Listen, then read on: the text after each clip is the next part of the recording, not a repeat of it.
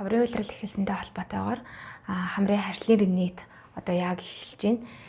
Энэ үед хөвчлэн одоо ургамлын тоос таасан зор хүний амьслын замаар орж тэгснэр хамрын үндийн самалдаг хөөж түүнээс шүүрэл ялгаруулад хамар битүүрэх, хамарнаас шингэн нус гоожох, найталгах зэрэг тийм гурван хэмжээр илэрч одоо харшлын нийт бол эхэлдэг. Үн дээр нэмээд нүд захтнах, хоолой залгуур захтнах, тагнаа захтнах, арьсан дээгүүр янз бүрийн тууралт гарах зэрэг одоо нэмэлт тийм харшлын шинж тэмдгүүд бас хасарсан байдаг.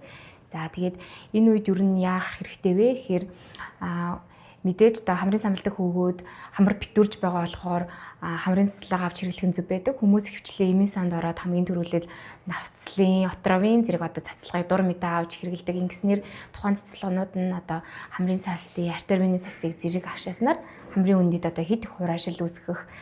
За тэгээд одоо хит их носонхай болгох тухайн цэцлэгыг удаан хугацаанд хэрэглэснээр одоо дасал үүсэх зэрэг тийм эрсдлүүд бас байдаг.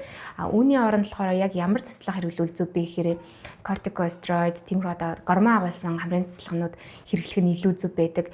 Үүнд одоо жишээлбэл назатив, назаплекс, писанин зэрэг тийм хамрын цэцлэгүүд ордог.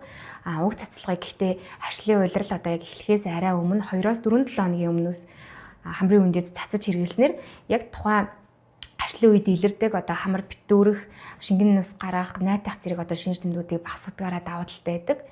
Хэрвээ танд хамар битүүрэх, нус гоожих, найталгах зэрэг завиурууд байх юм бол эхлээс нь одоо чих хамар хоолойг мэргэжлийн эмчид үзүүлж ямар цэцлэгыг хэрхэн зөв хэрэглэх талаар зөвлөгөө мэдээлэл заавал авах шаардлагатай.